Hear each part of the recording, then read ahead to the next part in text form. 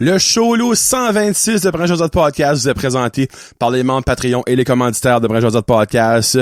Merci beaucoup à mes commanditaires. On va commencer avec Rachel Frenette, conseillère Sensi. Vous pouvez la suivre sur Facebook. Elle a souvent des concours, malgré que elle m'a dit de vous dire qu'elle est moins présente dernièrement parce qu'elle se présente comme conseillère pour Belle-B. Mais aussitôt les élections sont finies, elle va retomber dans son Sensi. Donc elle va participer avec elle va faire des concours pour les nouvelles collections d'été pis tout ça. Donc, suivez-les sur Facebook. Le quai cuisine de rue de Petit-Rocher. Là, la neige fond quand même pas mal vite. On est dans le mois d'avril.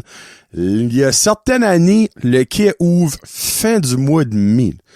Donc, allez voir leurs médias sociaux parce que probablement que dans les prochaines semaines, il va y avoir des petits wink-wink de certaines dates qui pourraient arriver, de certaines choses qui se préparent. Donc, suivez-les sur les médias sociaux. La Real Savage Pro Wrestling avec Monsieur Gabriel Savage présente Trahison, le prochain gala, le samedi 9 mai 2026 au Club sportif de Pont-la-France. Les portes ouvrent à 6 heures. Le show commence à 7 heures. 20$ pour les adultes, 15$ pour les enfants. Allez voir à Pont-la-France dès le 9 mai. Avec un bon gros show de lutte. Simply for Life de Beresford avec Monsieur Vince qui est là pour vous préparer votre petite taille de guerre, votre bikini body pour l'été. Ou si vous voulez suivre un régime, c'est sûr, régime, on dirait, c'est rendu qui se met comme tabou dit ça. Suivre des nouvelles habitudes de vie. Allez le voir à Beresford. Lui et son équipe pourront vous aider. Le Dixie's Pizza Shack de Petit-Rocher. Si au contraire, vous autres, votre bikini body, vous gardez ça durant l'hiver, puis que quand l'été, le beau temps arrive, vous voulez manger de la bonne poutine Brun Josette, allez voir René son équipe. La manger, vous serez comblé. Et là, je parle de la poutine, pas de d'autres choses. Et plomberie Chaleur Plumbing, Construction and Everything avec le beau Joey et au 226-3711 pour tous vos besoins de plomberie, construction, électricité avec l'été qui s'en vient évidemment. Il y a des projets, donc vous pouvez le contacter pour quoi que ce soit. Il va être là pour vous aider. Je pense que j'ai fait ça sur Rachel, K, Real, Simply, Dixie's et plomberie Chaleur Plumbing.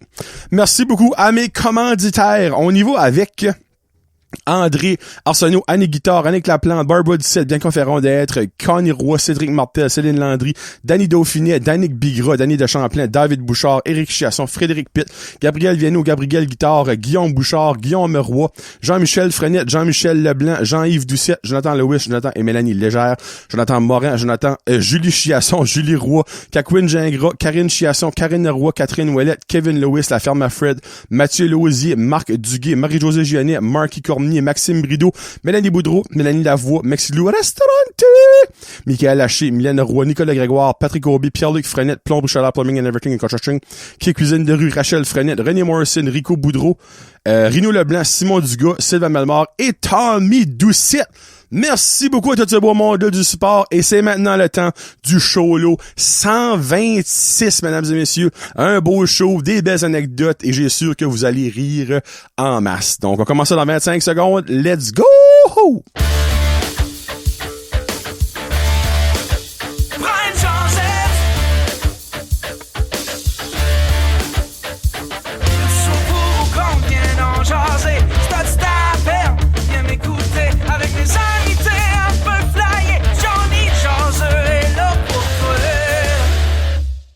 Bonsoir!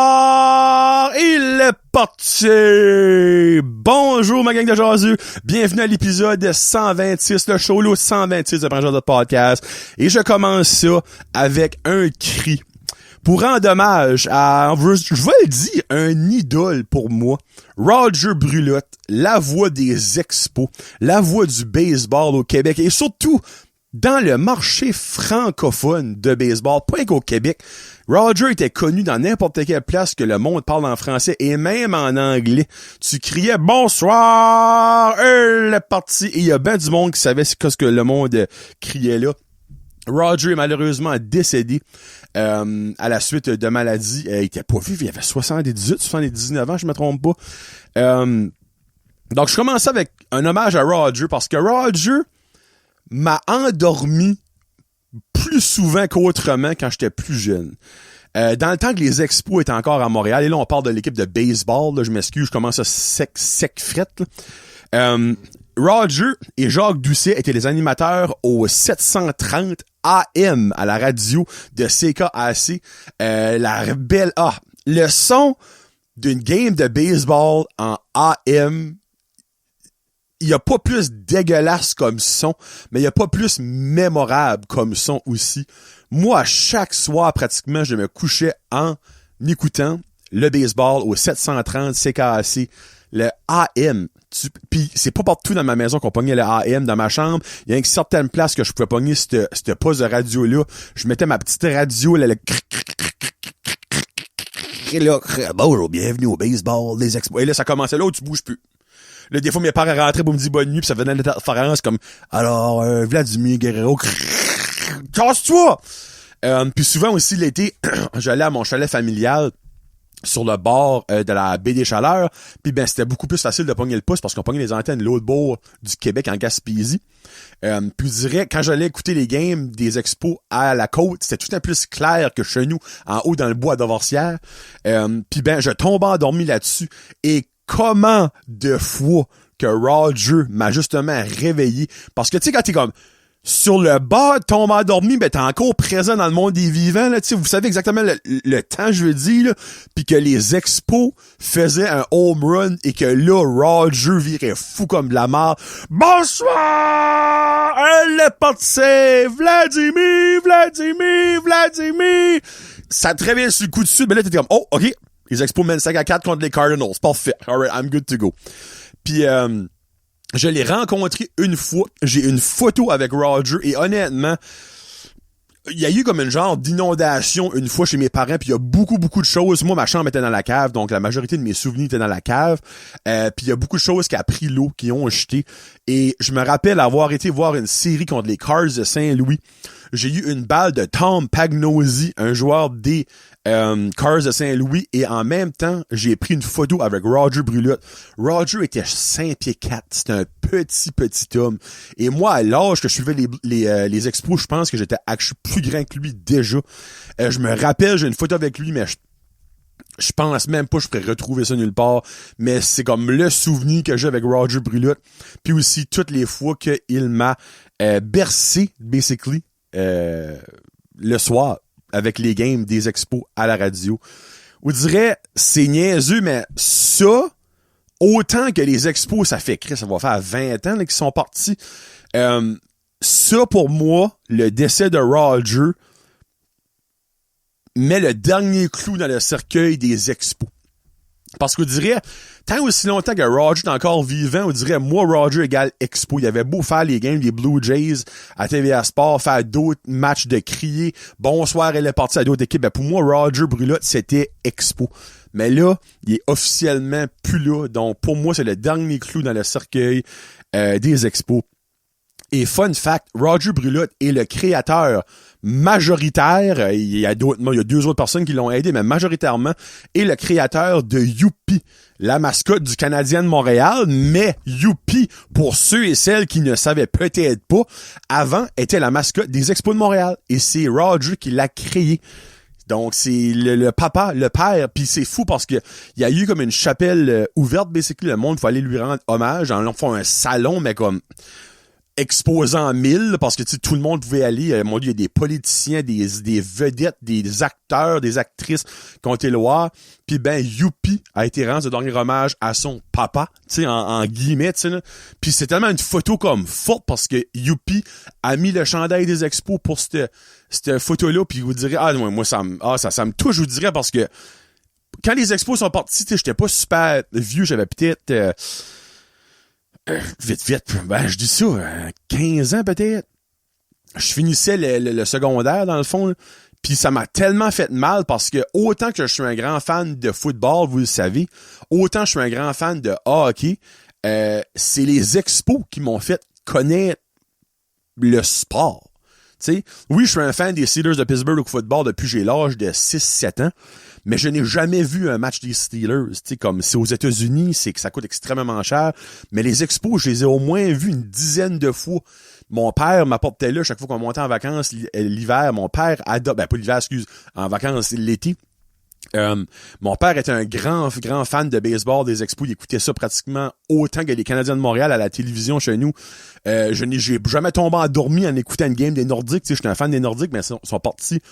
J'avais 7 ans, je pense, là. Donc, les Expos m'ont montré c'est quoi le sport. Puis c'est pour ça que ça me touche autant que maintenant Roger est parti. Donc, je tenais à lui rendre mon petit hommage. Et voilà. Bon, ben, Cholo 126. Et comme vous pouvez l'entendre dans ma voix, j'hésitais à attendre une extra journée pour recorder. C'est rare que je fais ça. Ben, j'enregistre littéralement la journée que je le sors sur Patreon. Là, je sais, le monde de YouTube, vous êtes comme, ben, c'est une semaine plus tard, ça, là. Mais comme, je finis une grippe. C'est pas une grippe, c'est un rhume. Non, excuse. J'ai fait de la fièvre, c'est une grippe, moi. Grosse toux, gros tissage. Et là, ça fait... Depuis hier, je dirais, j'ai fini, mais comme ça ça sort encore, là. Puis je suis encore un petit peu canard. Mais je me dis, regarde, moi m'essayer. Je vais le recorder, ce show-là, puis je m'excuse d'avance si je renifle un petit peu, si je tousse un petit peu, s'il faut que je crache un moton de morve, s'il faut que je me mouche. Mais je vais essayer quand même de faire quelque chose à la hauteur de Johnny le jaseux. Et je tenais, en début de show, à rendre hommage à Roger Brulotte. Mais là, on commence avec des petites anecdotes. Je pense que ça va bien que vous autres, by the way. Constatation. Je commence souvent mes shows avec des constatations, on dirait. Là. Je vais prendre un petit drink d'eau, là, mais c'est quelque chose que j'ai pas réalisé, je le savais. Obviously, je suis pas niaiseux, là. Mais c'est quelque chose une question que je me pose. On va mettre ça de même.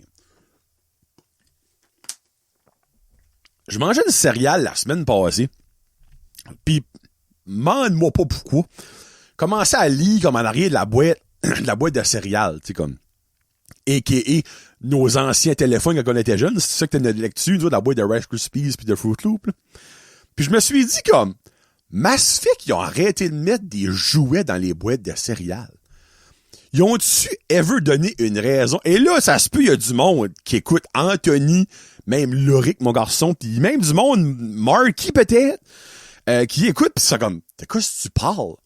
Moi, dans mon temps, là, quand j'étais jeune, là, quand j'étais en maternelle, là, quand j'allais à l'élémentaire, là, dans les boîtes, la majorité des boîtes de céréales, que ce soit Rice Krispies, Fruit Loop, Lucky Charm, Honeycombs, toutes les boîtes de céréales pas santé, là, dans le fond, les bons céréales, là, il y avait pas du vecteur dans le temps, nous autres. Là. Il y avait des mini-wheats, par exemple. Il y avait des jouets qui ne se rappellent pas des montres Kellogg. Il y avait, je pense, 4 ou 5 différentes sortes. T'avais genre les 3 petits bonhommes de Rice Krispies, tu peux en avoir un de chaque couleur. Il y avait un jaune, un bleu et un rouge. Il y avait Toucan, me semble, il y en avait une. Il y avait-tu pas le tigre, Tony the Tiger, des cornflakes? C'est cornflakes? Ah oui. Qui se rappelle pas du compas, Toucan le compas. Tu vas attacher ça dans le fond sur ta belt. Ou sur ton sac d'école, c'est vraiment comme fait comme en ovale, il y avait le toucan, puis il y avait un compas, puis il y avait comme un clip que tu peux mettre dessus. C'était tellement awesome, il y a des cartes d'hockey que j'ai lues dans des boîtes de céréales de même. Il y a plein d'autres choses. Qui ici, OK, question, qui ici a déjà joué à Roller Coaster Tycoon? Mais ma question est plus, qui a ever acheté le jeu Roller Coaster Tycoon? Tout le monde a eu ça dans une boîte de céréales. Et tout le monde a joué des centaines d'heures à ce game-là. Mais ça vient d'une fucking boîte de céréales, le disque de Roller Coaster Tycoon pour l'ordinateur. Pourquoi qu'ils font plus ça?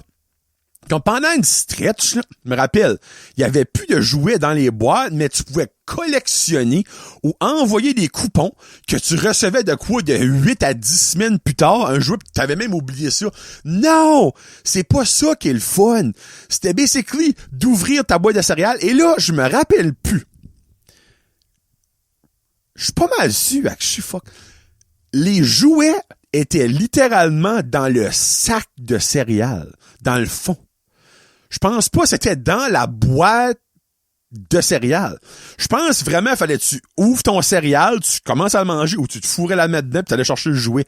Me semble que les jouets étaient dans le céréal et non dans la boîte de céréales. Ça se peut vers la fin, ils les mettaient dans la boîte parce qu'ils se sont dit, c'est un petit peu pas sanitaire, tu sais. Mais je me rappelle comme à 99% sûr que les jouets étaient accrochés dans le sac de céréales. De mémoire, il était dans un petit sac dans le sac, là. C'était pas genre la montée là, puis tu rentrais, il y avait plein de poussière, de céréales, puis de bonbons Lucky Charms collés là-dessus. Là. Mais moi, je me rappelle tellement que c'était awesome. Et évidemment, si que... Ce sera pas long. Je vais accroché dans mon piton? Non, c'est bon. Si t'étais dans une famille de plus qu'un enfant, mais là, c'est qui ce qui avait le jouet? Moi, dans le fond, j'avais 5 ans de différence avec ma soeur, je suis plus vieux, ça fait que c'était tout à moi qui avait joué autre que c'était un bébé rose, obviously, comme prends-les, whatever.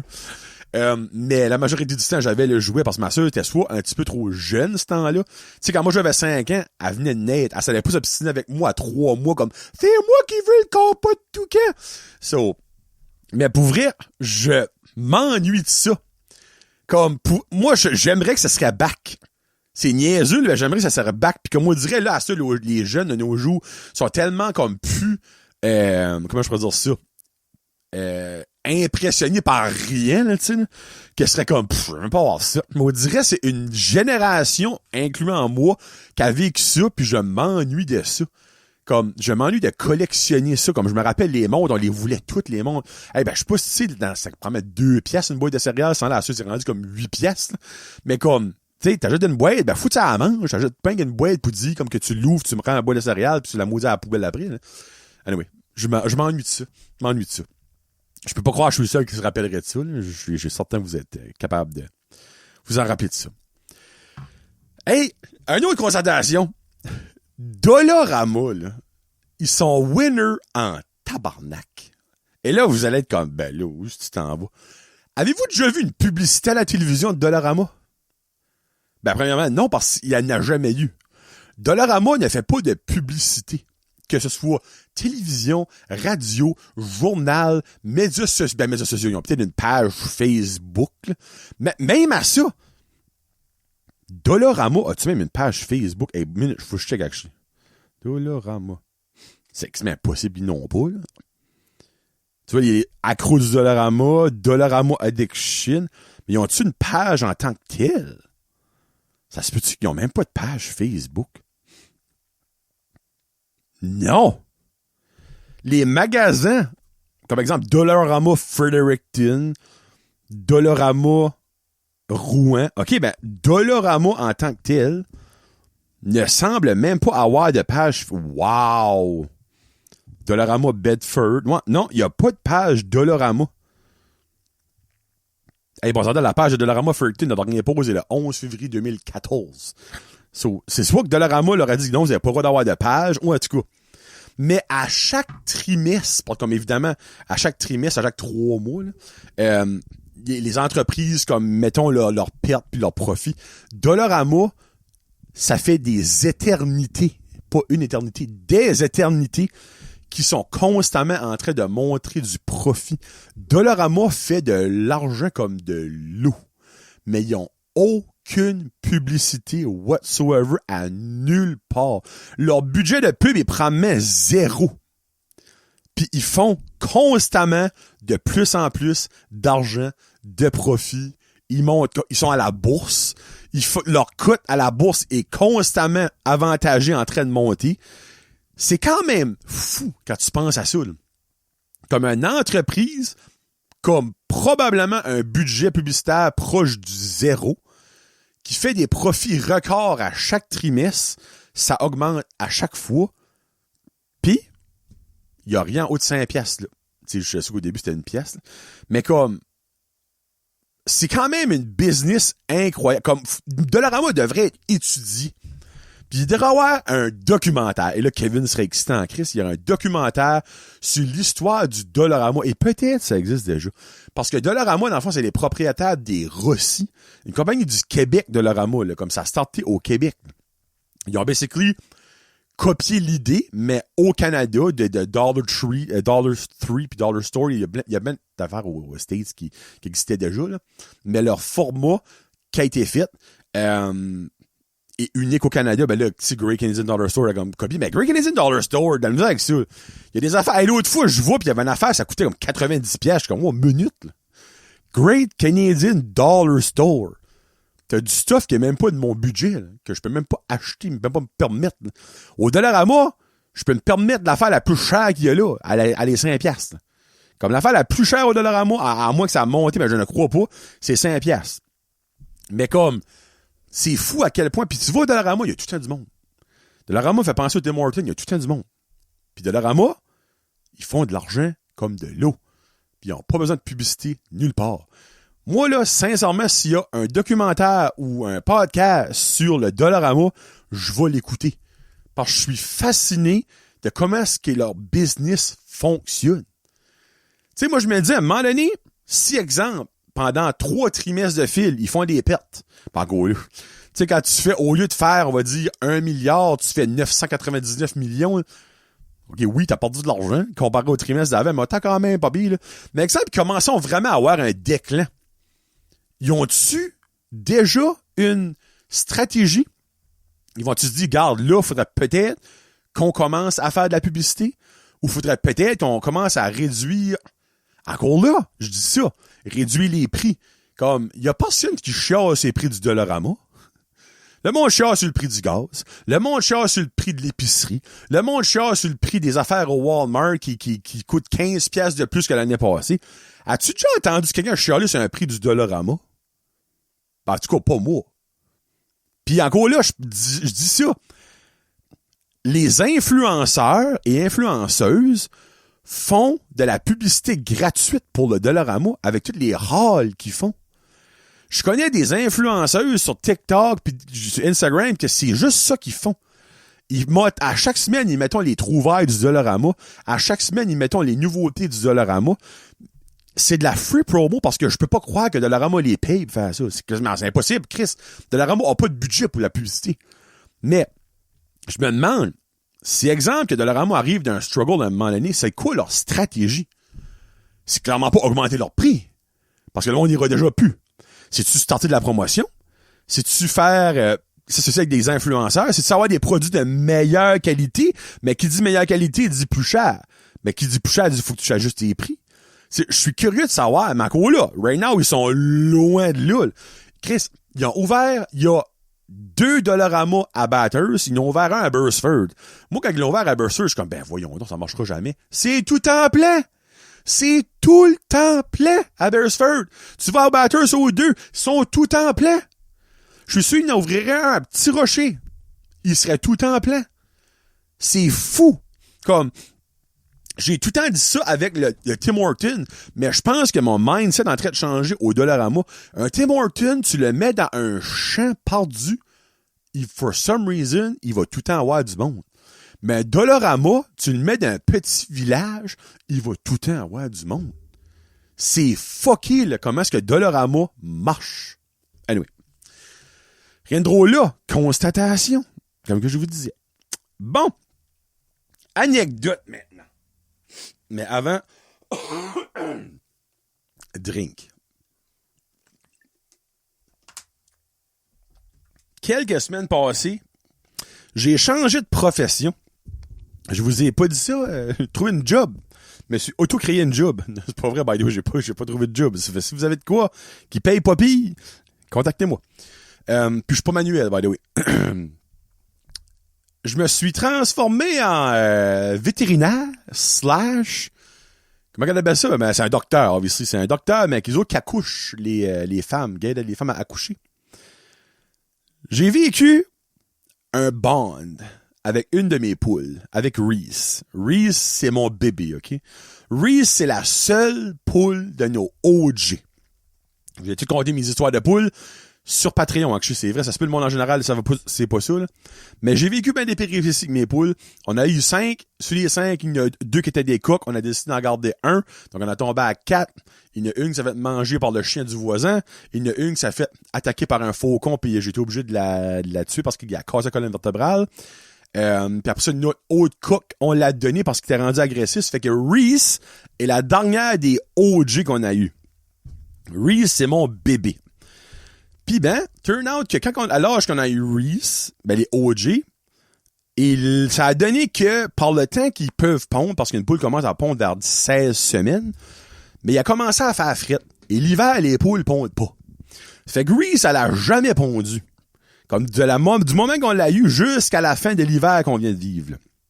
Mais quelques semaines passées, les chaleurs-ish, en guillemets, le plus beau temps, pas dire les chaleurs, mais le plus beau temps arrivé, le soleil et les températures genre -1, -2, 0. Donc, mes poules ont recommencé à pondre. Les deux qu'on a qui pondent, Matcha et Chai.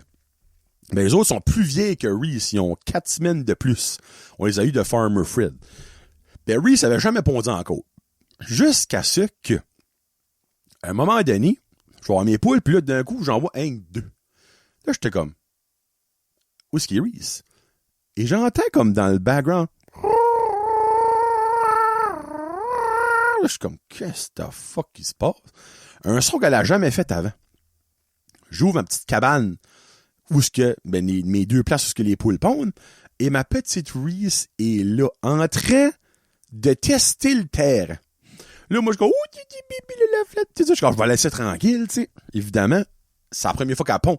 On s'entend la première fois qu'une femme accouche, quelqu'un arrive, oh, bidi. Pas sûr que cette personne-là va survivre. En tout cas. Ça, là, je forme la porte de la cabane à œufs et je vais ouvrir la porte de la cabane normale où ce qui se perchon pis tout ça. Puis ben, je peux la voir, elle est dans le fond. Et là, je la watch. Puis d'un coup, elle se tourne genre fesse à moi. Et là, je vois son petit trou loulou commence à faire comme floup.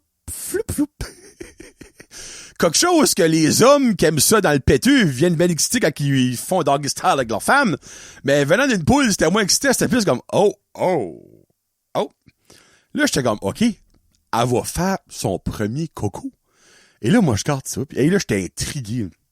J'avais jamais vu une autre de mes poules actually pondre. Comme je l'ai vu, genre, aller, puis comme après ça, ben, je vois, puis il y a un œuf, puis that's it, là, tu sais. Et là, jusqu'à ça que, oh, la petite Reese, ben là, je l'entendais, puis tu sais, ça avait pas de l'avant. Elle est tout petite. C'est un petit bébé, ben, elle grossit pas. C'est comme elle est tout petite. Les autres qui sont comme un mois plus vieux, sont comme le double de la size. On dirait, elle, ça va juste être une petite poule, là. Puis ben là, tu l'entends. Jusqu'à ce que là, je vois l'œuf sortir. Ça grossit. Puis je peux voir l'œuf, comme popper, là. Là, je suis comme, c'est trop le fun! L'œuf va tomber, puis ça va être le premier œuf à Reese, je vais dire ça à Karen, elle va t'exciter, patata. Jusqu'à ce que là, la petite Reese, elle, là, ben, un coup que le trou de cul a stretché, elle a plus mal. Sa contraction a décollé. La contraction, je sais pas si c'est pas une contraction, là. Contraction a décollé, puis ben, elle a décidé de pas décoller. Ben, l'œuf, t'es encore de son cul. Là, je suis comme Reese, parce que ton œuf encore là. Là, elle va, pis elle se perche. Là, je l'entendais. Puis je la flatte, puis je suis comme, c'est parce que bébé, ton œuf encore là. Ben là, quand elle s'est perchée, elle est comme à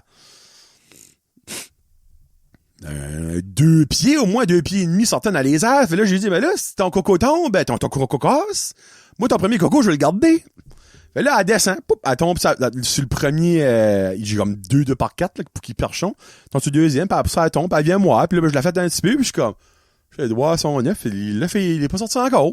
Là, d'un coup, elle s'enligne, puis descend en bas avec les autres dans le sable, puisqu'elle mangeait, puis tout ça, je suis comme, ben, c'est parce ton œuf est là, il est dans son cul.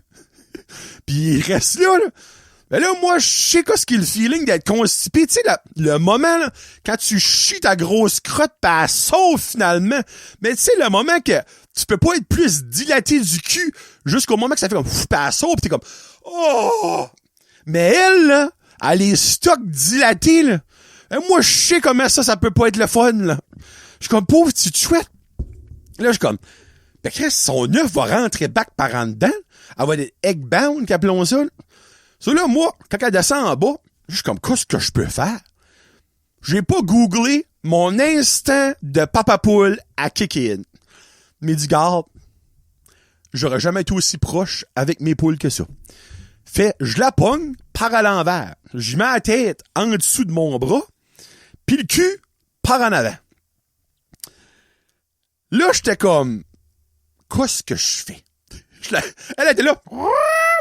J'étais comme, excusez bébé, faut que je fasse quelque chose.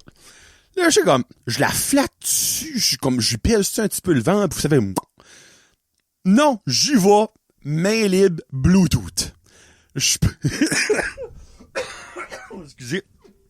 Je prends le coco avec mes doigts. Chaud, ça, là. C'est comme un œuf bouilli qui vient de finir de bouillir, c'est tout chaud. Là, je suis comme, bon, ben, faut enlever ça de là. Fait là, j'essaie de l'enlever, mais comme, pas là, je m'excuse, il y a peut-être du monde qui va trouver ça dégueulasse, ben, vous mangez des œufs, ok? Ben, quand un œuf sort pas du coucou, mais du trou de cul d'une poule, ben, c'est un petit peu slimy-ish. C'est pas, hey, on s'entend, là. C'est pas slimy sperm style, ok? C'est qu'il y a un film par-dessus, pis ben, basically, ça sèche comme de même, là. Mais tant qu'il est pas sorti, ça là, il y a encore un petit peu slimy. Ben, on dirait, moi, je suis pas capable de le pogner pour le tirer. Puis je vais pas peser trop fort. Hey, imagine, si je pèse l'œuf, il casse dans elle. Elle va crever, là, tu sais. Parce qu'on s'entend, au niveau vétérinaire, on n'a pas de budget au vétérinaire. S'il y en a une qui est malade, ben, tout va être au sable, tu sais. On aura un autre, là. Autant je les aime, je mettrais pas un 100 pièces au vétérinaire. Puis je dis 100 pièces, on sort plus à 500 pièces au vétérinaire. So là, je peux pas le pogner l'œuf.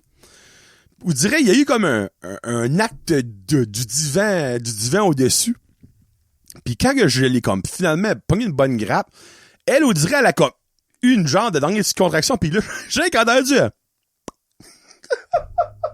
Ça a vraiment fait. Là, je suis comme, j'ai accouché ma poule avec mes mains. J'aurais peut-être pas accouché ma femme, mais j'aurais accouché ma petite poulette Reese. C'était un esti de beau moment que j'ai vécu avec ma poulette. Et là, il y a peut-être du monde right now comme, oh, c'est donc ben spécial. Il y a peut-être du monde comme, Johnny, t'es dégueulasse. Moi, vous direz à ce moment-là, tu sais, c'est comme ton enfant, là. Combien de fois qu'on a décrotté le nid de notre enfant, qu'on a cligné de la marde, là? Ben, il y a bien une seule personne sur la table, ça me dérange pas de faire ça, pis c'est mon enfant. Je ferais ça, pas ça à l'enfant d'un autre, là. Voici Kevin, là, pis Dodo, il a ça à côté de moi, avec une grosse crotte de nez qui pend, là. Je vais juste être comme, je mangerais pas une wing ce soir-là, mais je vois le riz avec une crotte de nez, ben, je m'enligne pis j'y enlève moi-même pis je vais acheter, là. Tu sais? Ben, ma poulette, c'est bien la seule poulette que je ferais ça à elle. J'irais pas chez Farmer Fred ramasser une de ses poules pis enlever un œuf du trou de cul. Je vous garantis que non. Le cœur me lèverait pas, ben, je suis comme, ben, je freine comme, ben, whatever. Garde-la en dedans pis creve, là. Comme, I don't care, là. Mais, ouais, j'ai eu un beau moment avec ma petite poulette. Je l'ai accouché de son premier œuf et son premier œuf, là, il est parti avec, je pense, ma tante Suzy qui ont acheté ces œufs-là. Donc, c'est ça que c'est. Puis à cette heure, ben là, elle pond normalement, là. J'ai mes 2-3 œufs à chaque jour, puis je sais qu'elle est bien correcte, là. Il y a quelques fois qu'il y a un œuf en bas, là, je sais pas pourquoi, là. Je sais pas si c'est un œuf qui a pas sorti, puis je m'ai pas morçu ou qu'il y avait trop d'œufs dans le bucket, mais je vais me rappeler ce moment-là toute ma vie. Tu sais, comme, dans ma tête, là, c'est comme, qu'est-ce que je fais? Ben oui, je le sors moi-même. Vous direz, ça a venu instinctivement. Comme, c'était comme, ben oui, clairement, c'est la seule solution. Moi, je le fais. Go! À go, on le fait. Un go! Let's go, on le fait. Bon, c'est ça que c'est. Je vais... Il y a d'autres choses, évidemment, avant les questions. Hey, j'ai des bonnes questions aujourd'hui. Je sais, je dis souvent ça, là. Mais on dirait, là, aujourd'hui, tout est des bonnes questions. Des fois, Farmer Fred, il voit qu'il y a une question qui n'a pas rapport. Mais on dirait, aujourd'hui, c'est le fun. Des fois, Kevin voit quelque chose de super intellectuel. Mais aujourd'hui, c'est le fun. J'ai des bonnes questions, pour vrai. Hey, ça, là... Je vous compte ça. C'est pas drôle. Sur le coup, j'étais comme, mêlé que le Christ, là. Ce sera pas long. Je vais au Tim Hortons 2-3 semaines passées. Premièrement, quand tu vas à Petit Rocher au Tim Hortons, s'il y a bien une langue que tu peux expecter d'être fait servir dedans, c'est le français. C'est quand tu te fais répondre en anglais, ben, déjà là, c'est comme, hein? Au drive-thru. Yes, can I take your order? Je suis comme, ouais, je vais, hey, là, ma brain, hein, que je shutée off. Je suis comme, minute, je suis à Petit Rocher. Pourquoi est-ce qu'elle parle en anglais? J'aime pas ça. Vive le français. Je suis comme, yes, moi, j'ai jamais donné ma commande en anglais, là.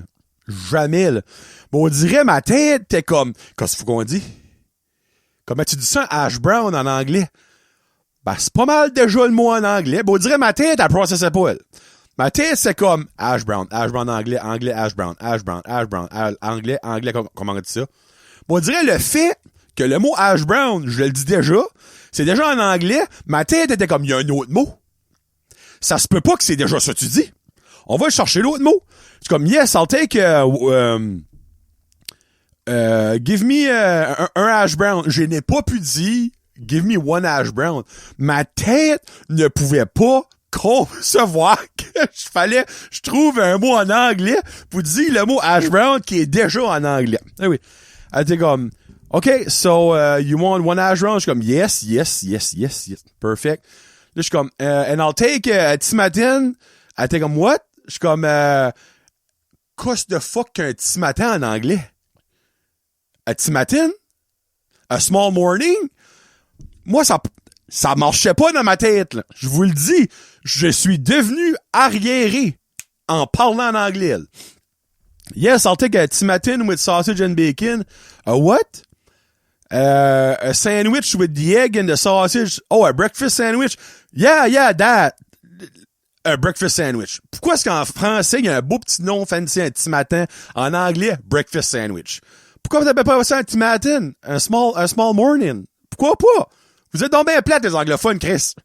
Après ça, je suis comme, yes, I'll put bacon and sausage and double cheese. On what? On the sandwich. So you want double cheese? Yes. OK. Et là, j'attendais qu'elle disait anything else. Moi, je suis poli. It's gonna be like 7. No, je suis comme, I have something else. Oh, OK, yeah. OK. Yeah, and I'll take a large ice cap with that. Yeah, do you want anything in it? In what? In my ice cap? Well, the stuff, là. No, like, do you want, like, whipped cream? Do you want, like, caramel? Whatever. Comme, y a personne qui me demande ça. The fuck, qu'est-ce que c'est cette question-là? J'étais assez, pis là, genre, tordais le trafic, quel Christ. Après ça, excusez. Je m'excuse vraiment pour le toussage, là. Il y a plus que du monde qui a arrêté d'écouter déjà, là. Moi, je vais l'avoir. So, basically, là, je ramasse mon stuff, pis je donne ma commande, finalement, je comprends ce qu'elle me demande, pis elle comprend ce que je dis, là. Je me rends à la vite, pis je suis comme ça, comme, pis je dis, oh, so you're new here? Elle était comme, no, I don't work here. Je suis comme, you what? No, I don't work here. Je suis Tim Martin, moi. Elle, sa réponse à comme, t'es nouvelle, c'est comme, non, je travaille pas ici. Je suis comme, well, what are you doing here? Oh, I'm just replacing for the day. Je suis comme, OK, well, welcome in Petit Rocher. Yeah, thank you. Sympathique. Anyway. Sorry, c'est colon. Mais, c'est à quel point qu'une habitude peut tout fucker ta tête. Tu sais, comme, c'est quand j'avais parlé de ça. Ah oui, quand que j'avais été au Subway pis il y avait plus de pickle, ma tête a fait comme, ben non, ça se peut pas. C'est impossible. Pourquoi c'est encore ouvert, tu sais? Mais, avez-vous déjà, vous autres, vécu un moment que votre tête glitch parce que vous êtes tellement routinier, vous êtes tellement habitué à faire, à dire, à agir d'une certaine façon, que quand il y a une simple affaire qui change, que vous êtes pas capable de processer ce qui se passe. Hey, il y a un Timatin. J'avais aucune idée qu'est-ce qu'était un Timatin en anglais. J'ai jamais eu à commander ça de ma vie. Jamais. Puis vous direz là, après que j'ai arrivé chez nous, pis j'ai gardé sur le menu, ben oui, c'est marqué breakfast sandwich. Breakfast sandwich, c'était double stack, je pense, qu'avec les 2 viandes, pis t'as sausage and bacon. Mais comme, moi, le fait que Timatin, c'est le nom qu'il y a en français, pis c'est ça que c'est sur le menu, c'est pas un sandwich de génie, c'est marqué Timatin. Ça m'a vraiment juste fucké. Puis le fait qu'elle dit qu'elle travaille pas là, mais qu'elle est là, puis qu'elle a pris ma commande, puis anyway, whatever. Ça, c'est ça que c'est. Je suis simple, je suis très, très, très simple à faire perdre le nord. Puis tu as une dernière anecdote. Au cinéma, hey, ça, c'était spécial. So, bon, film fini, je vais à la toilette. Puis ben, moi, je prends toute la grosse toilette d'handicapé, plus de place pour t'assis, là, pis tout quoi. Ça, les autres stars, c'est comme, garde, voici pour les personnes en chaise roulante, on vous donne 17 000 pieds carrés, les autres, 4 pieds carrés. Vous allez être correct? Ouais, moi, vous me mets à 16, là. Comme, juste, moi, je m'assis, faut que je m'écartille. Qui peut s'assis puis chier les 2 jambes collées de même ensemble? Y a personne. Tu sais, faut que tu te libères, me semble. Non, je sais pas, en tout cas. So, je fais mes affaires pis tout ça, chaud, commence à me laver les mains, pis là, j'entends je garde, pis comme la toilette, le store à côté de moi, il y avait quelqu'un, pis là, je garde de jouer des pieds, là. Je suis comme, ok, quelqu'un. Je continue à me laver les mains, là, je garde ça, pis j'étais comme... Fait sûr que pas quelqu'un qui est en train de passer out ou whatever, là. Je regardais les pieds bougeaient, là, j'étais comme, ok, y a rien qui se passe, là. Je prends les affaires pour me sécher, du papier pour me sécher les mains, pis là, d'un coup, j'entends, help! Là, j'étais comme, minute, là. Je suis comme, hello? Help! Je suis comme, are you okay? I can't get out. Ah, well, open the lock. It's not working. Là, c'était un petit gars. Mais comme, je sais pas quel âge, mais il était pas mal plus jeune que Loric, là. Là, j'étais comme, okay, well, try, turn it like one way or the other. It's not working. So, je sais pas s'il guettait pas quoi c'est faire. Je sais pas s'il tournait même vraiment. Mais comme quand il tournait sur l'affaire, ben moi, l'autre bord, je voyais comme où est-ce que ça attaché. Puis ça tournait comme dans le vide. Là, j'étais comme, okay, well, just crawl underneath. Ben là, quand je dis ça, je garde la table, pis comme, il y avait, c'était dégueulasse, comme, il y avait plein de roches pis de l'eau à table. C'est en plein hiver, tu sais, obviously. Pis comme, no, that's disgusting. Là, je suis comme, well, moi, dans ma tête, je suis comme, OK, minute, attends. Ça, autant que le Tim Horton en anglais m'a fucké, là, ma tête était comme, OK, minute, be smart. Il y a un petit enfant, jeune, dans un stall de toilette. Toi, tu le connais pas. Lui, il est pris. Jonathan, t'es smart. Tu veux l'aider.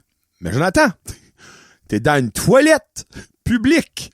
Un enfant clairement jeune veut que t'ouvres son stall de toilette. Pense une seconde, OK? So là, je suis comme, well, are your parents here? Comme, my mom is waiting for me outside. OK.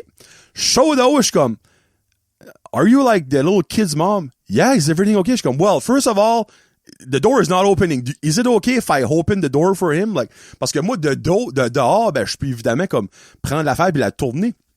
I think what do you mean? Là, je suis comme, well, he can't open the door from inside. Like, he's asking for help, but he don't want to crawl underneath because there's like mud and everything. Okay, that's okay, but make sure that his pants are up. Là, je suis comme, no worries. So, je m'en vais, je suis comme, okay, I just spoke to your mom. First question, are you done? With what? Well, with your business, like with your poo-poo or with your pee-pee. Yeah. Okay, so, did you pull up your pants? Comme, yeah. Okay, I'm gonna open the door for you. Fait là, je prends mon set de clips, là, je commence à tweaker, je suis comme, OK, allons, excusez. Je suis comme, I'm gonna tell you push on the door. OK, ça fait là, je tourne, je suis comme, push. It's not opening. Là, je suis comme, OK, minute, we'll try the other side. Là, je tourne de l'autre bord, push the door. Là, je suis comme, là, la porte ouvre, pis il saute, il était comme, you just saved my life. J'étais comme, we're going to McDonald's, Jimmy. Sorry, ça, c'est inside pour Kevin.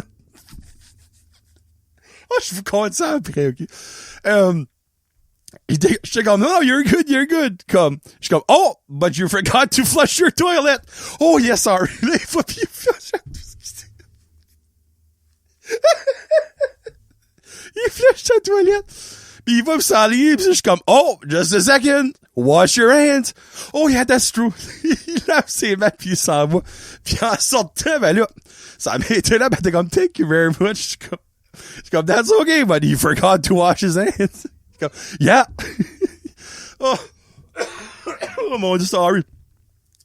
Je vois encore la face du petit gars. You saved my life. Lui, dans sa tête. OK, faut que je campe ici d'asseoir. Faut que je fasse un feu, quelque chose. Je vais manger des restes de popcorn dans mes poches. Pas si pite. Tu sais, comme, nous autres, on regarde ça, on est comme, bon, regarde, alright. Ma dernière option, c'est passer en dessous, va me beurrer, ben whatever. Lui, c'est comme, non, moi, je vais pas en dessous. C'est plein de vases, c'est dégueulasse. Moi, je passe à soirée ici, c'est sûr. J'ai de l'eau à boire, je suis good, il faut que je trouve de quoi manger puis du feu. Tu sais. Oh, anyway. L'innocence des enfants, des fois, comme que Kevin dirait, là, c'est vrai, ça. OK, bon. je planais pas compter ça avec je pensais même pas compter ça c'est un exclusif ou rien, parce que je l'ai dit à Kevin, mais je vais vous le compter, ok? Et là, regarde, ok, soyez open-minded, là. C'est pas du bullying ou rien, là. C'est juste, c'est une anecdote cocasse, puis je vais vous la compter. Et là, je viens de me splasher de l'eau partout, je m'excuse, je suis pas sur terre.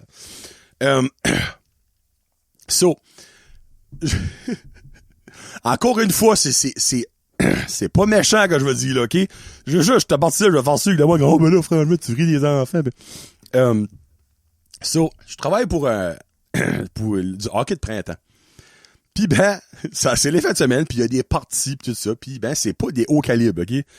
Pis ben, l'autre fois, il y avait du U9, là. Ben, c'est des enfants de 7-8 ans qui jouent là-dedans. Pis ben, qui dit jeune enfant qui joue au hockey, dit parents pas mal intenses. Des fois trop intenses parce qu'ils pensent qu'ils leur pas de plançon aux autres pis comme, ah, mon petit futur Crosby, tu vas payer mon 4 roues plus tard.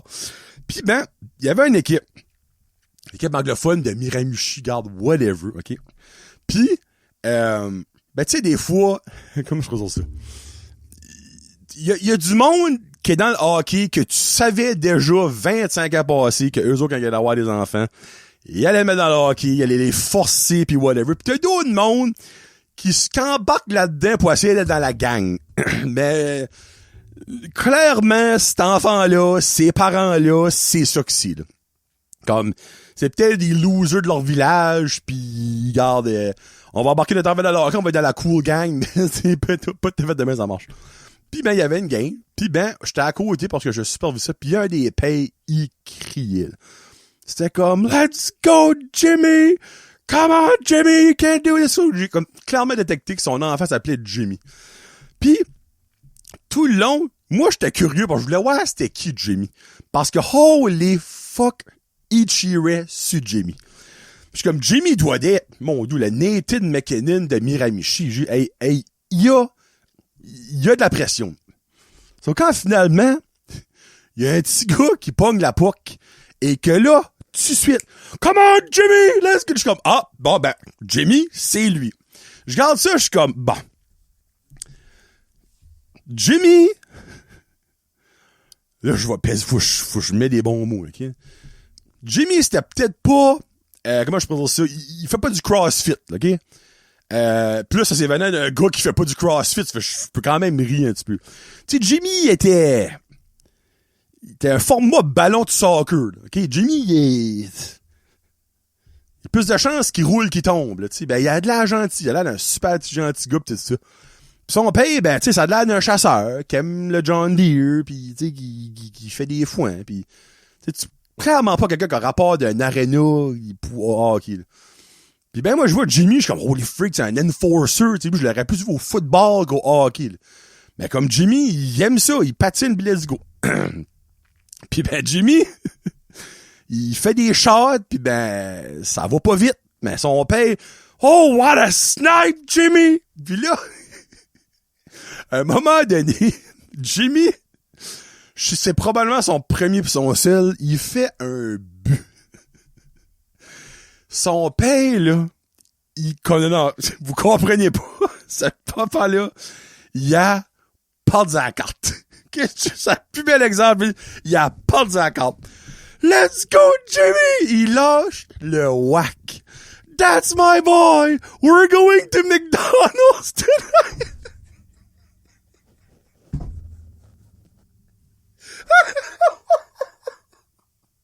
Moi, j'ai pas pu rester, moi, j'ai décollé, je suis comme, je peux plus. Moi, j'ai cassé on the spot.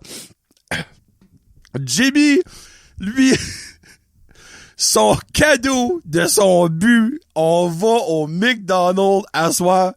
Ce paye-là, là, ah, il a payé le McDonald's pour la prochaine année à son Jimmy parce qu'il avait un but. Mais comme, oh mon dieu, ça m'a cassé. Je pouvais juste plus. J'ai été dans la chambre des arbitres, je pleurais de rire. Comme, tu sais, c'était cute. Hey, Jimmy, il était content, il roulait de joie, il avait du fun. Son père, that's my bar! We're going to McDonald's tonight, Jimmy! Ah, mon doux, le moment magique. J'ai envie de suivre la carrière de ce petit gars-là.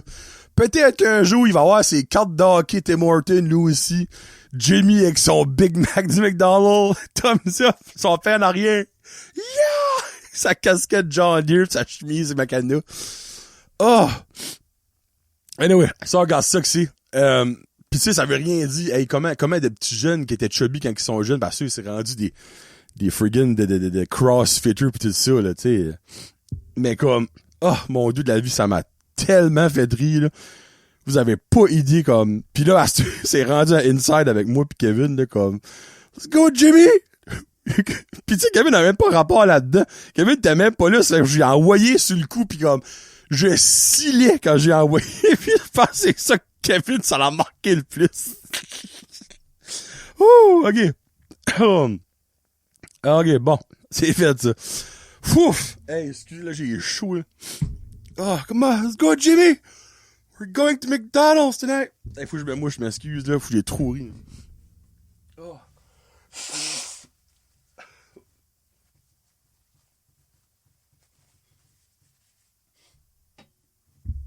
Alright, bon, j'ai repris le dessus. Ouh, excusez. Ouh, j'ai pas, il va falloir que je mette comme ça dans le nom de l'épisode, là. Hey, ça, by the way, j'ai assez de fun à faire ça des fois, les noms d'épisodes, parce que je mets toute une phrase fuckée, mais qui inclut plein de sujets mis ensemble, comme un pot pourri, de quoi j'ai parlé, là. Comme des fois, la phrase fait tellement pas de sens, des fois, ça marche parfaitement, là. Oui, j'aime que ça faire, cette phrase-là. Ben là, faut que je mette Jimmy dans cette phrase-là. Ah, je vais genre mettre de quoi comme... Toi, j'ai parlé de poules, de céréales. Genre, je peux mettre comme, let's go, Jimmy, work. Non, faut pas que ce soit long. Anyway, je vais trouver de quoi. Ouf! Alright. Dans les questions. Oh, parce que je vais perdre la voix, c'est pas commis. Question de ma bestie. Laurence qui va, avec une belle question. Honnêtement, là, comme garde, vous rirez pas là, mais comment as-tu connu Kevin? Parce qu'évidemment, Laurence, c'est une des bonnes chums à Jasmine, la fille à Kevin. Puis ben, c'est elle qui me pose des questions, donc ça rapporte souvent à quelque chose qu'on a parlé d'eux chez Kevin. Puis ben là, c'est comment as-tu connu Kevin? Ben ça, je pense que je l'ai déjà... Je sais pas, je l'ai déjà raconté. C'est un solo, ou peut-être même quand que Kevin est venu faire sa jasette. Là. So, techniquement, je connais Kevin depuis que je suis né.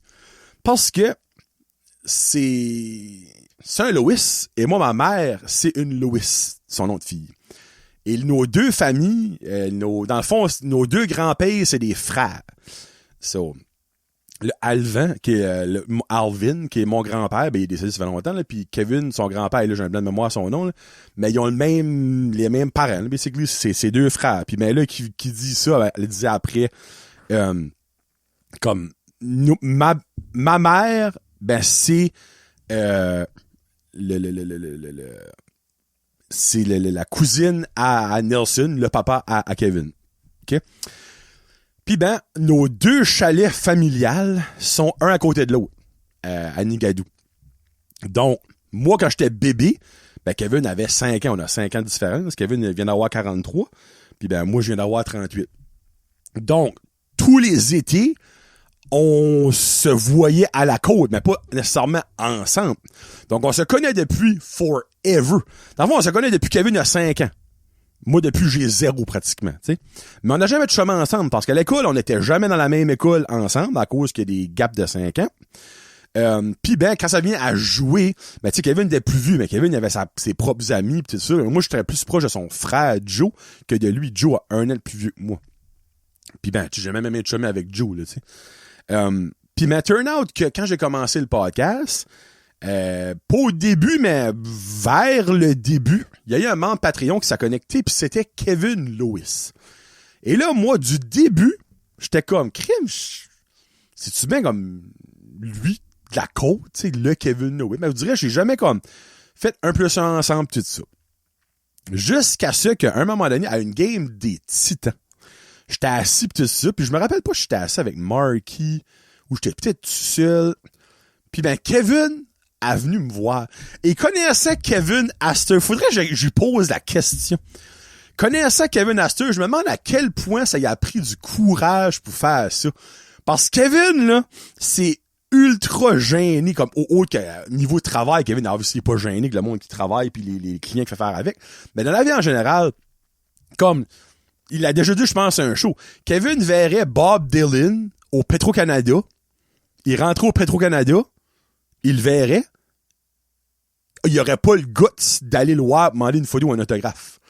Comme, ça, il pourrait pas. Ben là, j'étais comme, à ce que je connais Kevin, je serais curieux de savoir à quel point que cette journée-là, combien de fois de un qui a essayé de venir me voir, bien, ah non, je peux pas y aller. Oh, je vais y aller. Ah non, je peux pas y aller. Ah, fuck it, je vais. Ah, je peux pas. Ça, je suis vraiment curieux, Kevin, tu me répondras à cette question-là, actually. Il est venu me voir. Puis ben, ça présentait. Il disait, hey, by the way, c'est moi, Kevin, sur Patreon, pis tout ça. Puis ben, tu sais, on se cognait pis pas. Puis là, ben, ça commençait de même. Puis après ça, la COVID a venu comme pas longtemps, me semble, après, puis ils ont commencé à faire Anti-Chum Podcast, lui puis Guillaume. Puis ben, moi, quand j'ai vu qu'ils ont commencé à faire le podcast, ben, j'ai commencé à super parler avec eux autres, c'est comme pour supporter, puis tu sais, Go Podcast Go. Dans ce temps-là, c'était big, il y avait une coupelle de podcasts par ici. À cette heure, I'm a survivor, c'est pas mal ça que c'est, là. Puis ben, là, ils m'ont invité, évidemment, j'ai fait le podcast live ici, parce qu'on peut pas se voir, ils faisaient ça sur, je vais dire Skype, Zoom, whatever, là, il n'y a pas de Microsoft Teams, là. Puis on a fait le podcast ensemble, puis après ça, ben, on a commencé à hang out à cause du podcast.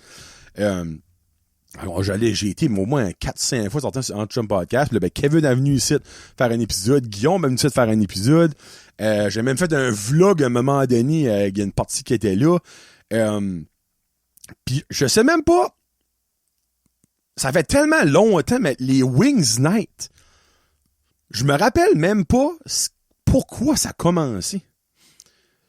Je pense que c'est randomly Kevin qui a demandé une semaine, comme, hey, tu viendrais-tu manger des wings chez nous, on écouterait une game de hockey. Vous direz, ça fait pas 45 ans, ça, ben, ça fait comme, ça fait quoi, ça doit faire au moins 15 ans qu'on mange des wings qui se met pratiquement toutes les semaines, à moins qu'il y en a qui est malade ou qu'on est busy, là. Puis ben, ça reste le même, puis on est devenu, ben, je vais le dire, comme, j'ai déjà eu la question, mais comme Kevin, c'est mon meilleur ami. Tu sais, comme, Kevin puis Frédéric, c'est mes deux meilleurs amis, c'est les deux seuls amis, vraiment, que j'ai. Il y a Danick Bigra, mais encore là, Danick, je le vois pas, j'y parle presque tous les jours, comme, sur Messenger pis tout ça, mais comme, tu sais, je l'ai vu physiquement une fois dans ma vie, mais comme, tu sais, je fais des podcasts avec lui pis tout ça, mais comme mes meilleurs amis, tu sais, Kevin est devenu mon meilleur ami. J'y parle à tous les jours. Ou dirais une journée que j'y parle pas, que j'envoie pas un messenger, ça marche pas dans ma tête, tu sais, c'est fucké, là. Mais comme, c'est fou, puis je l'ai déjà dit, j'en ai parlé, puis je me répète, je m'excuse pour le monde qui connaît déjà les réponses, mais je suis tellement reconnaissant d'avoir découvert cet homme-là comme dans ma vie, parce que ça aurait pu jamais arriver. Tu sais, Kevin n'aurait pu jamais être un fan de podcast puis s'abonner à Patreon. Ou Kevin n'aurait pu jamais venir me voir au Titan.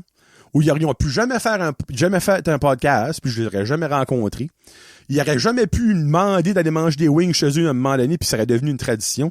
Comme, il y a plein de choses que je me dis, crime, qui auraient potentiellement pu jamais arriver, mais everything happened for a reason. Ma fameuse phrase que j'adore, je vais me la faire tatouer peut-être à un moment donné. Ben, everything happened for a reason, que dans ma vie, j'étais rendu à un point que j'avais besoin de Kevin, puis Kevin a arrivé, puis tu sais, alors, je sais que Kevin est beaucoup fort sur la religion, puis tu sais, croit en tout ça, puis comme, je me dis, c'est si le bon Dieu l'a mis sur mon chemin, ben, je remercie le bon Dieu, puis si c'est d'autres choses qu'il a mis sur mon chemin, ben, je remercie ce qu'il a mis sur mon chemin, parce que je peux même pas moi que j'aurais fait des derniers 5 ans sans Kevin, tu sais, comme, j'y ai parlé comme dans des moments plus rough, j'y ai parlé dans les moments émotifs, dans les moments, on a ri, j'ai jamais autant ri de ma vie avec Kevin, on fait jason en con, c'est comme, c'est tellement wow, là, comme, mais ouais, c'est pour ça qu'on se connaît, puis ben, je souhaite jamais perdre cet homme-là, comment je peux dire ça, moi, dans ma vie, je vais me faire incinérer. Là. Mais comme, si, exemple, que je m'aurais fait embaumer, ben, Kevin, sur mon testament, il aurait été une des personnes qui tenait mon cercueil. Là. Puis je veux qu'à mon enterrement, Kevin joue de la guitare. Je sais pas ce qu'il va chanter, mais je veux que Kevin joue de la guitare. Tu sais, c'est à ce point-là, là, comme que ce gars-là il est devenu mon frère. Tu sais, Kevin est devenu le frère que j'ai jamais eu. T'sais, comme je le vois même pas comme un meilleur ami, je le vois plus comme un frère que, tu sais, on dirait quand t'es jeune, des fois, ton frère, tu vas l'haïr, puis il va tomber ses nerfs, mais souvent, ça arrive que plus tard, ton frère devient ton meilleur ami, là. Mais je file que c'est le même avec Kevin, tu sais. Je file comme si pendant 33 ans de ma vie, ben Kevin, c'était le frère que whatever, tu sais, comme je m'en fous, pis je sais c'est qui, mais whatever. Puis que je dirais là, après ça, il est devenu comme mon meilleur ami. Donc ça que c'est Laurence, c'est de ça que j'ai connu Kevin. La commère, et là je ne spoilerai pas son nom cette fois-ci, malgré que vous l'avez pas su l'autre jour, j'ai mis un petit chose. Là. Commère a comme une longue question, mais qui aurait pu être raccourcie, mais je vais lire ce qu'elle a écrit.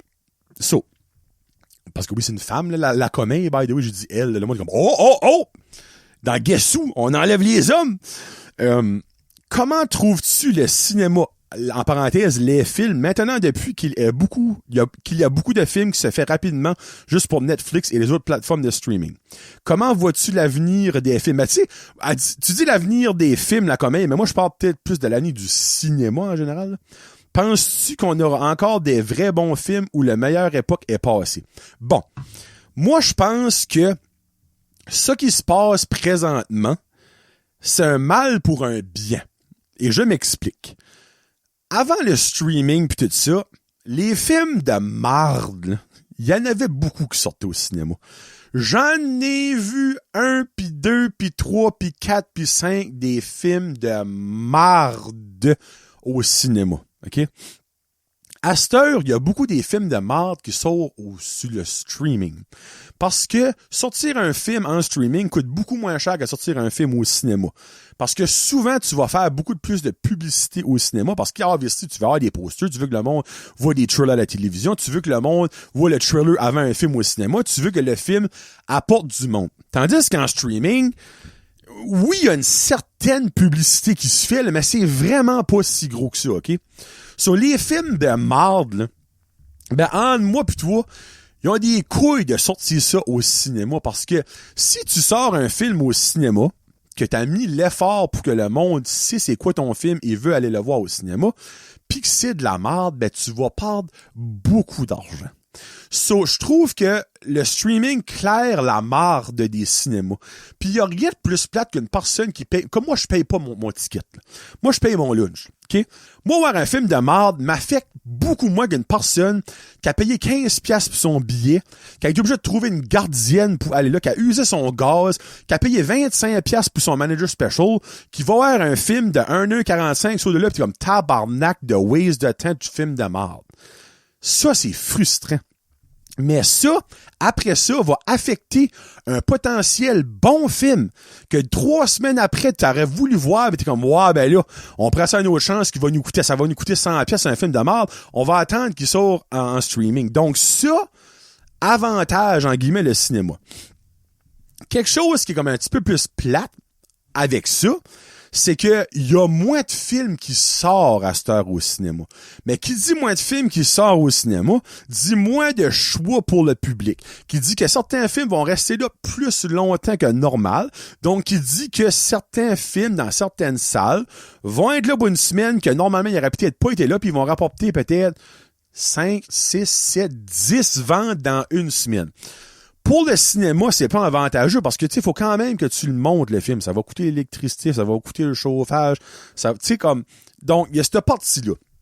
Mais pour l'époque des bons films, je crois que le meilleur est à venir.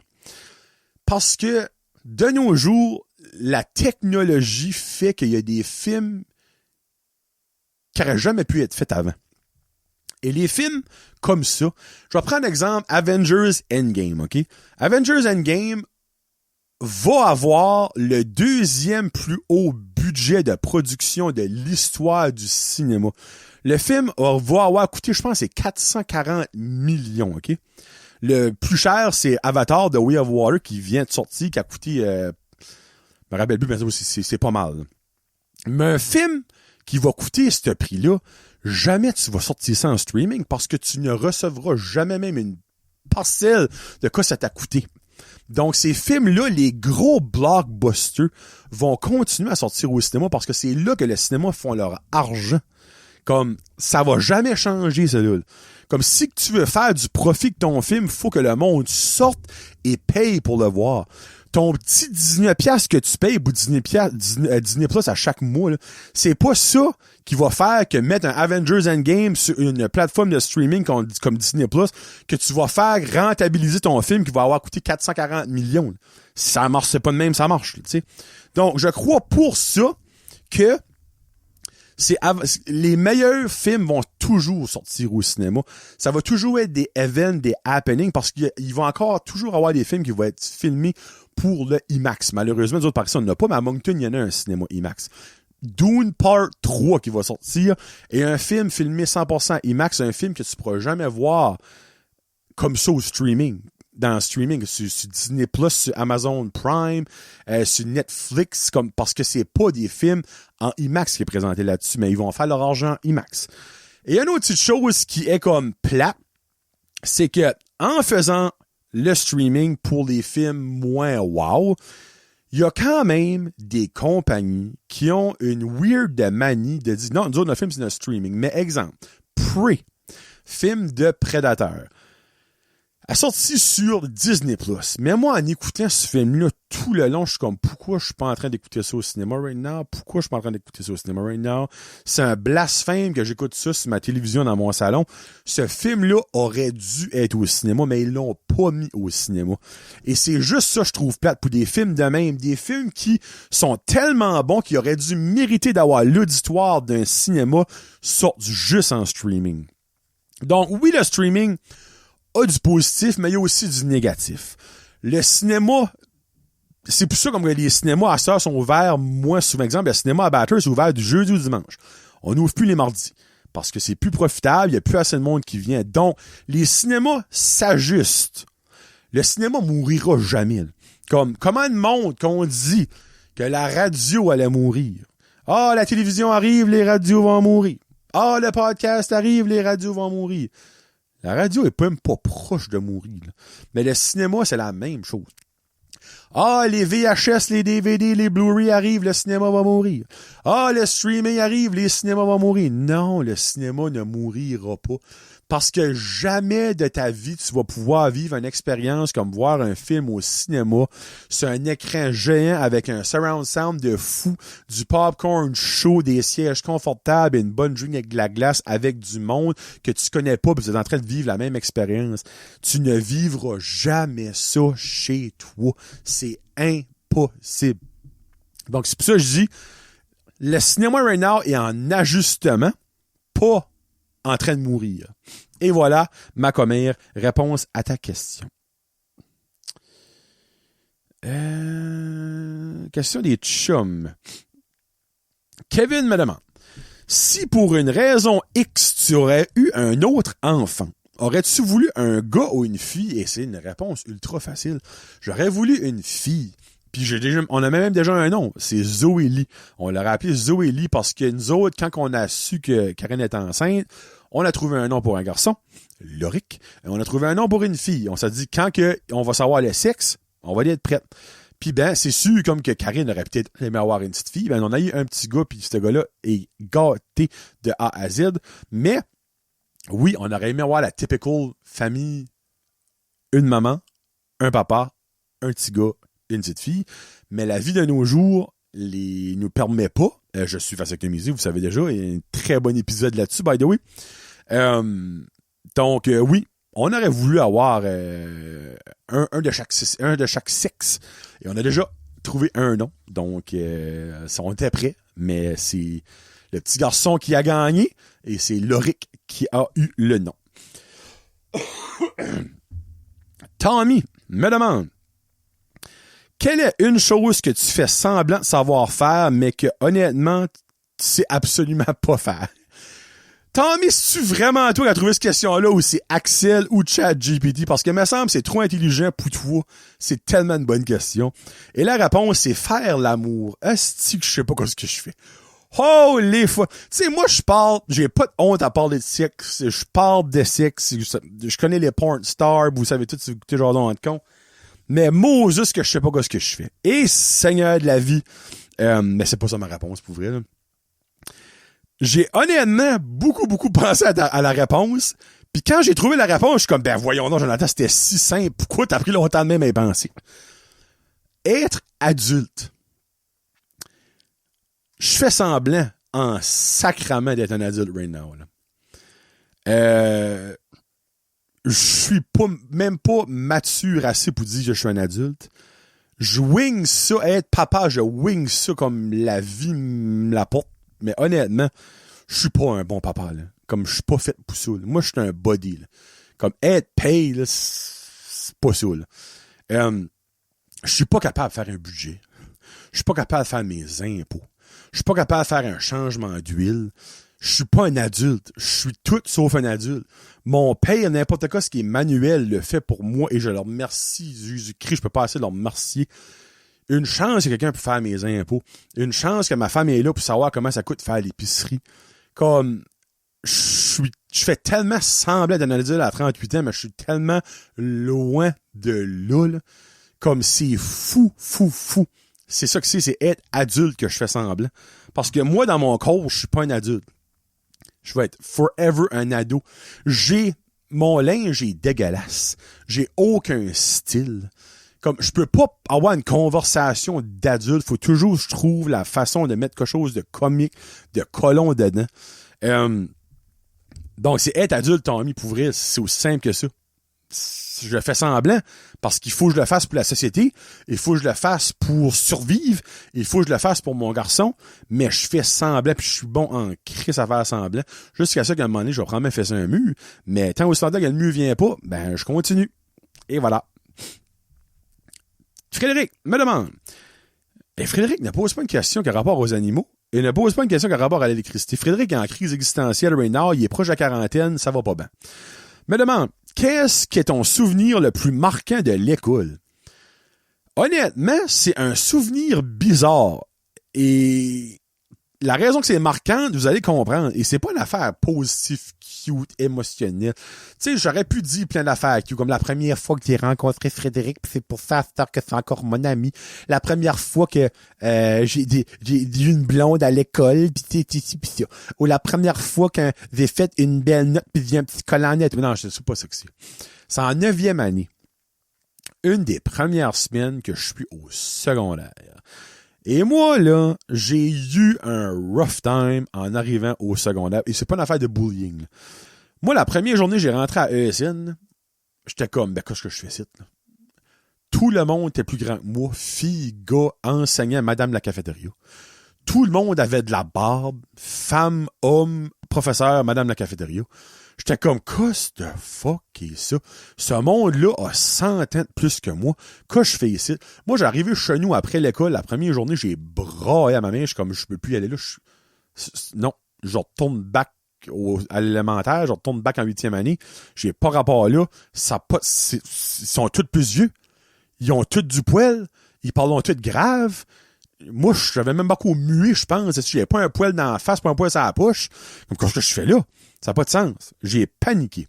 Puis dans les premières semaines, peut-être dans le mois d'octobre, je dirais, là, comme environ plus ou moins un mois, j'étais à l'école. J'étais en classe de français tout bonnement.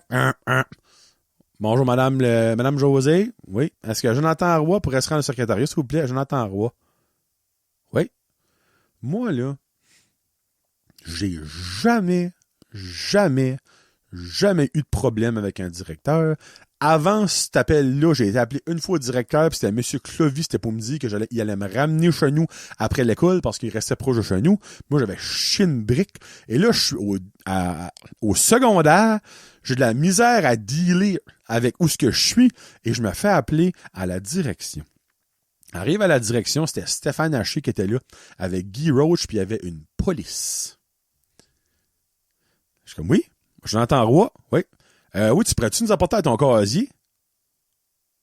Ah oui. Je fais mon casier. Et là, la police, Guy Roach et Stéphane suivent. C'est le directeur, puis je pense que c'était le directeur adjoint ce temps-là, Stéphane, je ne suis pas trop sûr. Là. Ou il était là. J'arrive à mon casier, comme, là. Oui, tu peux l'ouvrir. OK. Moi, j'ai toujours eu de la misère à ouvrir un esti de cadenas, OK? OK, on avance, on 6, on recule de 2, 4, on avance, on 13, une calice. On recommence, on avance, on avance 2, on recule de 2, là, je recule 3, fuck, on recommence, OK, on avance de 2, OK, on recule, non, on avance pas de 2, on recule, fuck, on se de... Et je sais pas si vous savez, avoir déjà de la misère à ouvrir un cadenas, c'est quelque chose. Être obligé de l'ouvrir quand t'as aucune calice de ce qui se passe devant une police, le directeur et le directeur adjoint, c'est encore pas facile. Et moi, là, j'étais tout sauf suspicieux right now. Comme, moi, t'as la misère? Ouais, ça sera pas long. Je me rappelle pas de mon coup. Hey, je dégoûtais. De la misère à ouvrir mon cadenas, je dégoûte. Pas de la suspect en dedans. Zéro. J'ouvre ça. La police, comme, c'est correct que si je check. Oh oui.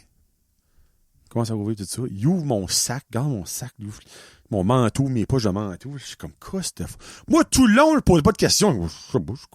Une personne normale aurait fait comme, ben, pourquoi j'ai fait? Moi, go. Veux-tu savoir mes bobettes? Veux-tu je te montre?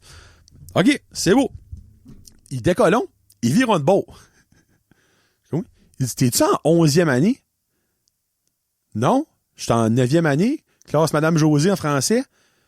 Hey, excuse-moi. Quoi? Moi, c'est parce qu'on n'a pas appelé le bon, là. Oh, OK. Oh, oui. Non, pas de problème. Pas de problème. C'est beau. Parfait. Ils s'en vont. Moi, là, j'étais probablement plus blanc que mon jazzette en arrière de moi right now. Ils ont pas appelé le bon Jonathan Roy. Je ne sais pas ce que le Jonathan Roy en 11e année a fait. Je ne sais pas c'est qui, mais je pense que c'était dans la marde. Moi, je voulais crever on the spot. Je voulais devenir une cendre et m'envoler dans le vent de l'école secondaire des Biscuits. Ils ont pas appelé le bon Jonathan. T'as une job à faire. Pas faire crever un enfant de 9e année d'une crise de cœur. Ils l'ont pas fait. Donc, c'est que mon souvenir le plus marquant de l'école, Frédéric. Et voilà. Et on a Danick qui demande. Danick qui réfère à une question qui a été posée comme un dernier cholot, qui était, je pense que c'est Kevin qui l'avait demandé, qui était ce qui est le film que t'as sorti, que t'as découragé, que t'as juste dit, ah, fuck it, ce film-là mérite pas de mon temps. Mais lui, il va dans le sens contraire.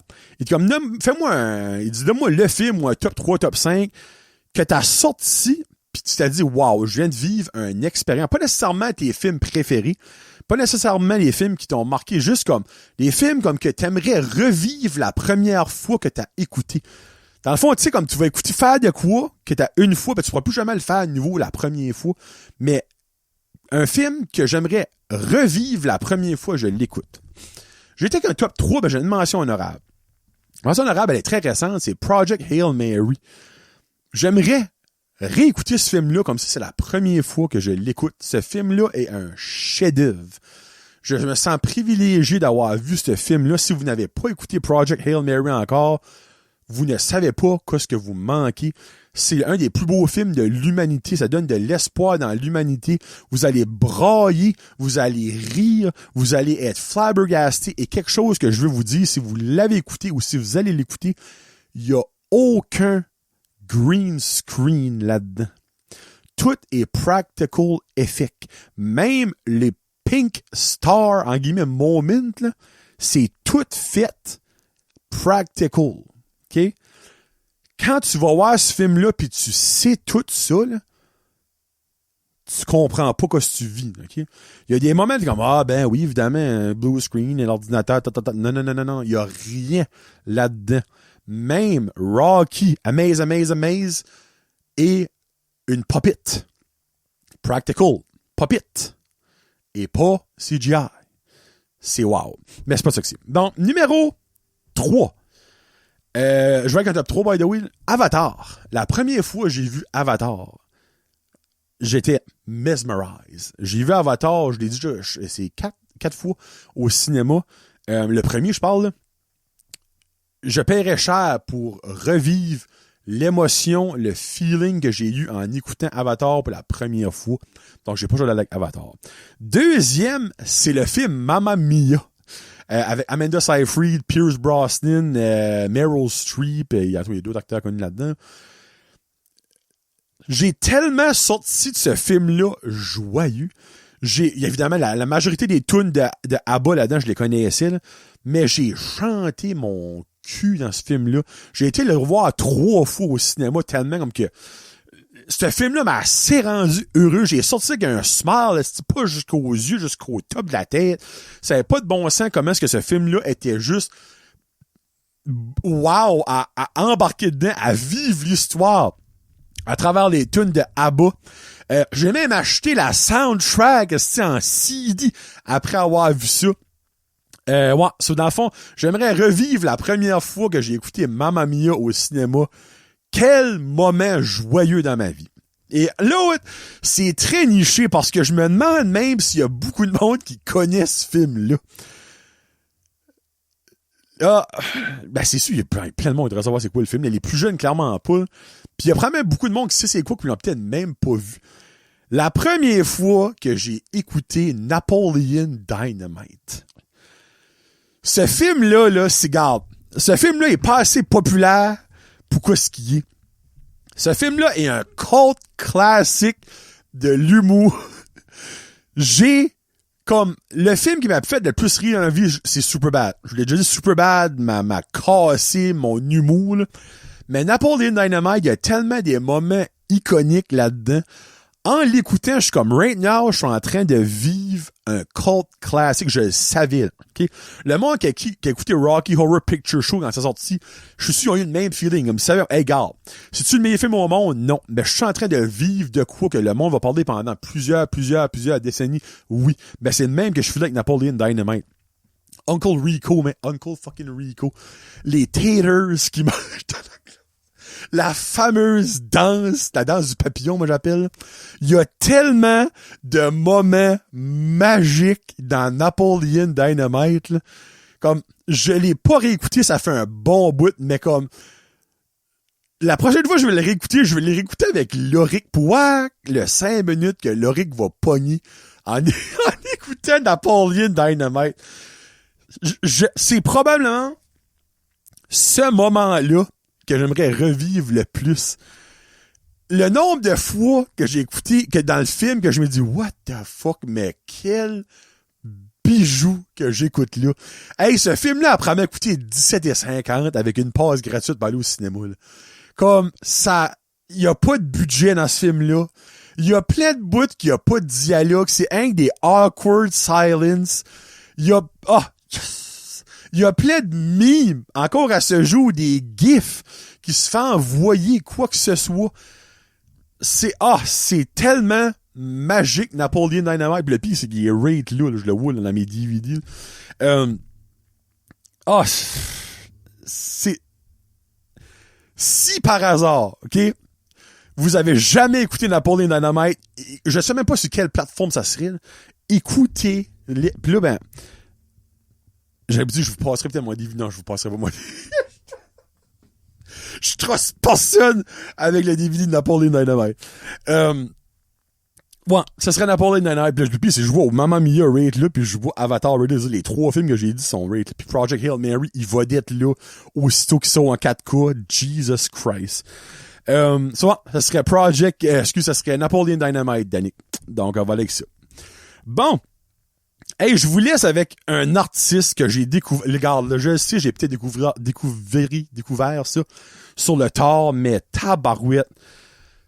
Je suis content. So, Cameron Whitcomb, OK? Ça se peut, vous le connaissez, ça fait déjà un bout. Moi, je l'ai découvert en cause des Junos. Il a gagné un Juno, puis il a fait une performance. Je suis comme, mais qu'est-ce que c'est cette bébête-là? Je veux écouter cette bébête-là. So, Cameron Whitcomb, c'est un gars de 23 ans, originaire de Peace River en Alberta, mais il a grandi la majorité de sa vie à Nanaimo, en British Columbia. À l'âge de 13 ans, il a tombé dans l'enfer de la drogue. Il est devenu un drug addict à 13 ans. Loric va avoir 12 dans comme 2 mois. Là. So, l'année prochaine, Loric tomberait dans la drogue. Comme ça n'a aucun sens. Là. Ça n'a aucun fucking sens. Ah oui, tombé dans l'affaire de la drogue. Il a laissé sa maison. Il a décollé de la maison à 17 ans. Il a été travaillé sur des pipelines dans le nord, whatever, de BC pis tout ça. Puis là, il a tombé dans la drogue et le travail, obviously.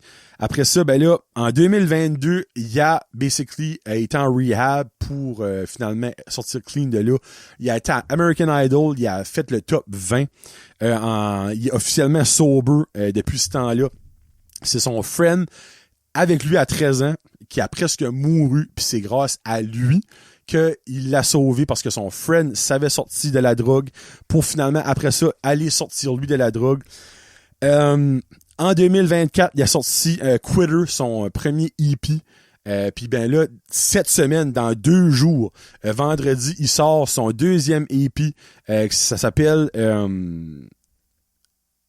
une seconde... Il me semble que c'est quelque chose... Water... Cameron, c'est... Deepwater. Il y a aussi un album qui a sorti en 2025 de Hard Way, avec toutes les tunes qu'il y a sur Quitter, ils sont sur The Hard Way. Son nouveau single a sorti une couple de semaines passées, c'est Kingdom of Fear. C'est cette chanson-là que je vais vous faire entendre. C'est des chansons qui parlent de son addiction, des moments de calvaire qu'il a vécu, des drug dealers, des pensées suicidaires qu'il a eu, pis tout ça. C'est du folk rock, c'est tellement bon.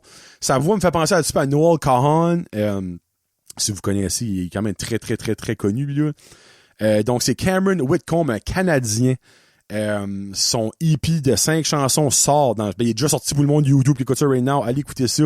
La chanson Kingdom of Fear, je vais vous la faire écouter, mais les chansons Medusa, You and Me, il y a Options, il y a Quitter sont excellentes. Toutes ces tunes sont bonnes, toutes ces tunes vaut la peine de lire les lyrics en l'écoutant. Donc Kingdom of Fear, ça parle basically de le monde lui demande comment ça va, puis il dit qu'il est correct. He's fine, he's okay. Mais qu'en dedans de lui, il est vraiment pas correct pis tout ça. Anyway, c'est super bon, super catchy, ça reste dans la tête. Donc, je vous laisse avec ça. Puis si je peux vous le faire découvrir, il mérite honnêtement parce que moi, c'est ma découverte du moment. Tu sais, comme oui, j'écoute beaucoup d'angines de poitrine, là, mais comme ça, c'est en tout cas, c'est... J'écoute ça bien angines de poitrine dernièrement, c'est pas mal avec ceux qui ont un loop sur mon Spotify. Là. Donc, Cameron Whitcomb, Kingdom of Fear. Merci beaucoup d'avoir écouté tout le monde. J'ai pu te faire. J'ai encore de la voix. Donc, c'était Johnny le Jaseux pour le Cholo 126. Merci beaucoup à mes Patreons. Merci beaucoup à mes membres, à mes commanditaires, à mes membres Patreon. J'ai tout fucké ça. Là. Merci beaucoup à vous autres d'écouter. Dans 2 semaines, ce sera un autre jason entre cons avec Kevin, le 72. Puis ben après ça, whatever, dans 1 mois, ça sera-tu un cholo ou avec un invité? Je ne sais pas. Gabriel Viano va revenir, mais je sais pas si on va trouver le temps d'enregistrer. Il travaille 7 jours sur 7. Mandez, Gabriel, take a break. Hein? Puis après ça, ça que c'est. L'été s'en vient vite. Là. Il va y avoir le petit break de juillet et août. Puis après ça, ben si Dieu l'a vu, il y aura la saison 2026-2027. Là, je parle dans l'avenir, là, mais... Puis ça que c'est. Donc, merci beaucoup d'avoir écouté. Peace out.